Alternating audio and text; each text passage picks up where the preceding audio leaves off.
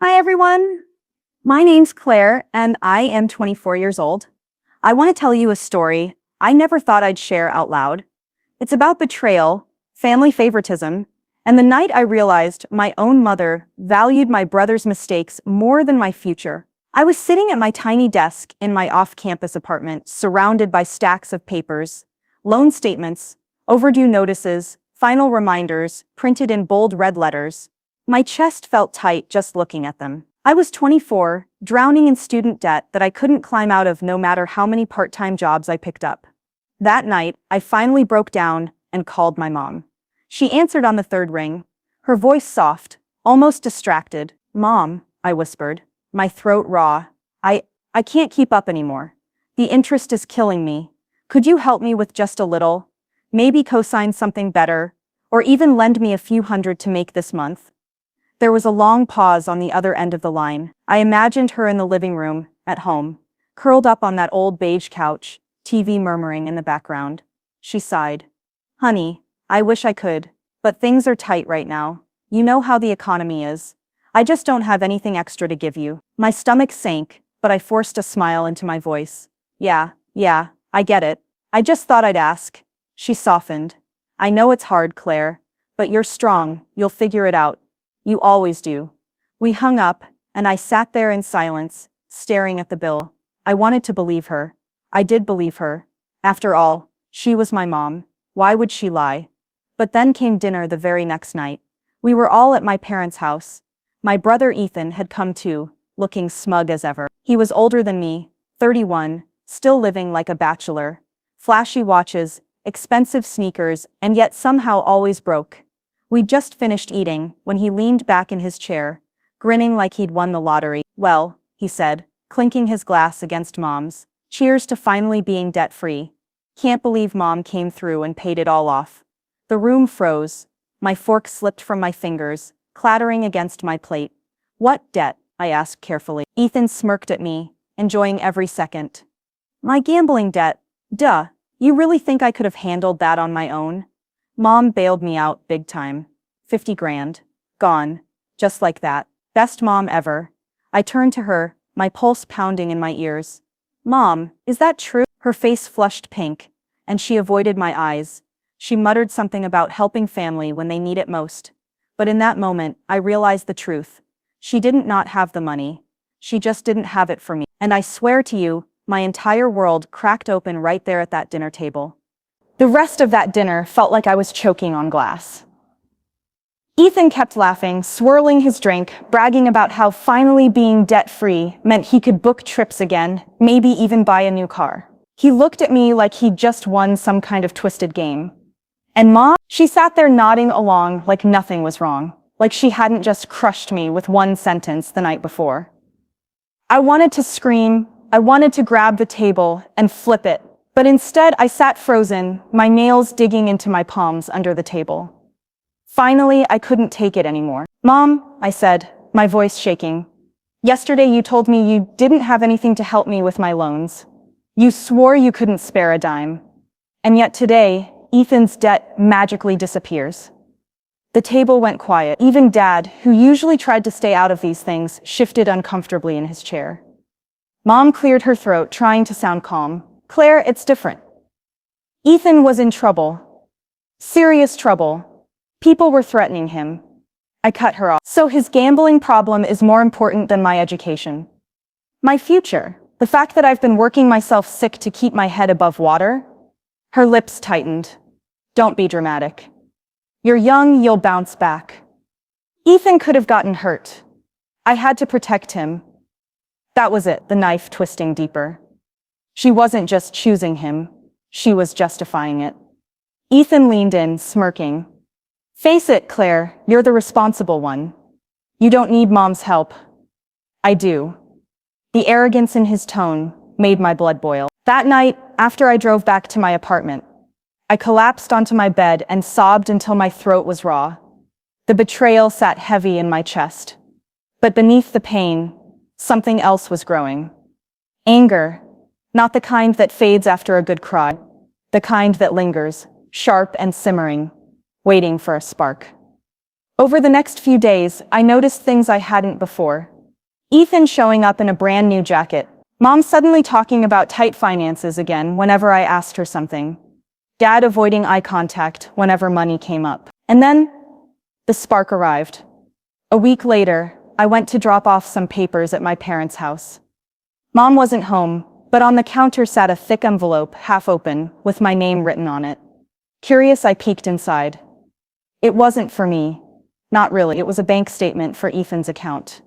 And what I saw inside nearly made me drop the papers right there on the kitchen floor. I shouldn't have looked. I knew it the second my eyes hit the page. But once I started, I couldn't stop. The bank statement listed deposits, withdrawals, and transfers. The first thing that jumped out at me was the balance. Thousands of dollars sitting comfortably in Ethan's account. Wait, wasn't he broke? Didn't Mom say he was drowning, desperate, in danger? Then my eyes caught the deposits, not paychecks, not winnings. Direct transfers from my mom's account. Again, and again, and again. Thousands each month. I gripped the counter so hard my knuckles went white. She hadn't just paid off his gambling debt once. She was still funding him. The lies, the manipulation, it all hit me at once. She hadn't bailed him out to save his life. She was enabling him, choosing him, over and over again. And me. I was supposed to be the responsible one, the strong one, the one who didn't need help. I stuffed the papers back into the envelope and put it exactly where I'd found it, but my hands wouldn't stop trembling. My pulse was a drumbeat in my ears. That night, lying in bed, I couldn't sleep. My mind replayed every time Mom had brushed me off, every time Ethan had gloated, every time I'd swallowed my pride just to keep peace in the family. I realized something. I wasn't just angry at them. I was angry at myself for believing the lies, for playing the role of the quiet, responsible daughter who would always bounce back. But not anymore. The next time I saw Ethan, he was showing off his new watch to some friends at a bar downtown. I didn't plan to confront him, but I couldn't resist. "Nice watch," I said casually, sliding into the booth across from him. He smirked. "Thanks. Cost a fortune. But hey, Mom's got my back. So why not?" I leaned in, lowering my voice so only he could hear. "You know I saw the bank statements, right?" For the first time, the smirk faltered. "What are you talking about?" he asked, his laugh a little too forced. I tilted my head. "Come on, Ethan. Monthly transfers. Thousands at a time. You're not broke. You're a leech. And I'm done playing along." His eyes narrowed, his jaw tightening. "If you breathe a word of this to Mom, I swear." I cut him off with a smile that wasn't really a smile. "Oh, don't worry. I won't tell her. I've got bigger plans." And I meant it, because in that moment, I decided something. If Mom and Ethan thought I was the weak one, the overlooked one, the one they could keep in the shadows, they were about to learn just how wrong they were, and the way I was going to show them, by using their own secrets against them. After that night at the bar, I knew two things. Ethan was terrified of being exposed. My mom would do anything to protect him. And those two truths were the keys to my revenge. I started small. I asked Mom again, casually, if she could help me refinance my loans. Maybe just co-sign so I could get a lower interest rate. Predictably, she sighed, patting my hand like I was a child. "Claire, you know I just can't take on more financial responsibility. Please don't put me in that position." I forced a smile. "Of course, Mom. I understand." But inside, my blood boiled. The very next day, I got a call from one of Ethan's friends, a guy named Marcus. His voice was deep, rough, impatient. "Your brother owes me money. Again, tell him I don't care if Mommy saved him once. If he doesn't pay this week, he's done." My stomach dropped. Ethan hadn't changed at all. Mom's endless bailouts weren't saving him. They were dragging him deeper. And suddenly, I saw my opportunity. Instead of warning Ethan, I let it play out. I wanted to see just how desperate he'd get, and how far Mom would go to cover for him this time. Sure enough, 2 days later, Mom showed up at my apartment, unannounced. She never visited me unless she wanted something. She sat down, twisting her purse strap nervously. "Claire, I need to ask you a favor," she began. I raised an eyebrow. "Oh? What kind of favor?" "It's Ethan," she admitted, her voice barely above a whisper. He got in over his head again.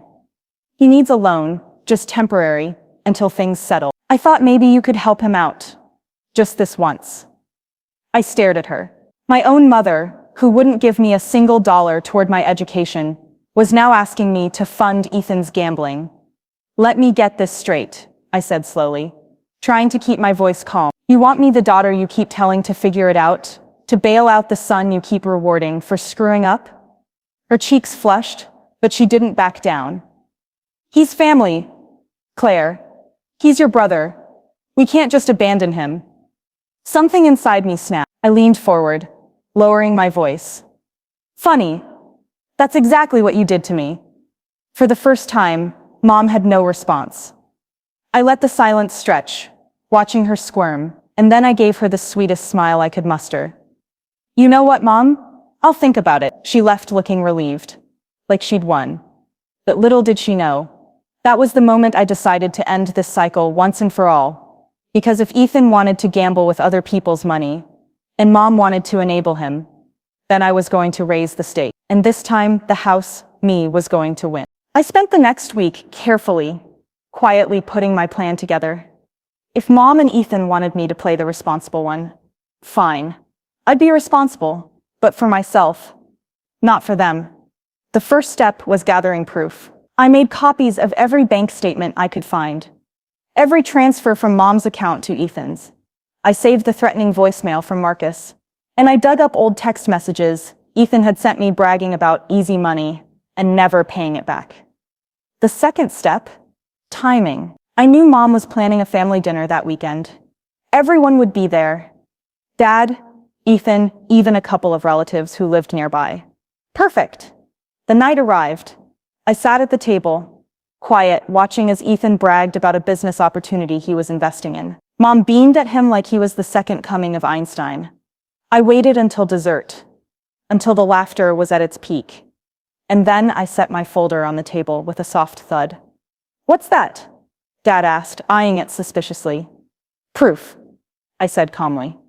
My voice didn't shake this time. Proof that while Mom told me she couldn't spare a dime for my education, she's been funneling tens of thousands of dollars into Ethan's gambling problem. The room went silent. I pulled out the bank statements, sliding them across the table, then the voicemail, then the text. Each piece of evidence landed like a bomb, detonating years of lies in seconds. Mom's face went white. Ethan sputtered, reaching for the papers. But I slapped his hand away. Don't even try. You know it's true. Finally, Dad spoke. His voice was low, dangerous. Is this real? Mom opened her mouth, but no words came out. Ethan tried to spin it, calling me dramatic, saying I didn't understand, but Dad wasn't listening to him anymore. For once, no one was listening to him. I stood, my hands steady, my chest light. I've worked myself into the ground trying to build a future. And you, I looked at Mom, chose to gamble that future away on him. I turned to Ethan. But you're out of lives now. I'm done. And with that, I walked out. It wasn't easy after that. For weeks, Mom blew up my phone with messages. Some apologetic, some angry. Ethan tried to corner me a few times, but I ignored him. And Dad? He quietly started separating finances, cutting off the endless pipeline of money. But me, for the first time in my life, I felt free. I wasn't the forgotten daughter anymore. I wasn't the responsible one carrying everyone else's weight. I was just me, strong, independent, and finally done being their safety net. And the best part, a few months later, I got a scholarship extension through my school, something I'd applied for behind the scenes. It didn't erase all my debt, but it gave me breathing room. And I realized something powerful. I didn't need Mom's money. I didn't need Ethan's approval. I didn't even need revenge anymore. Because the sweetest revenge was living well, and watching them finally face the consequences of their own choices. Thank you for listening.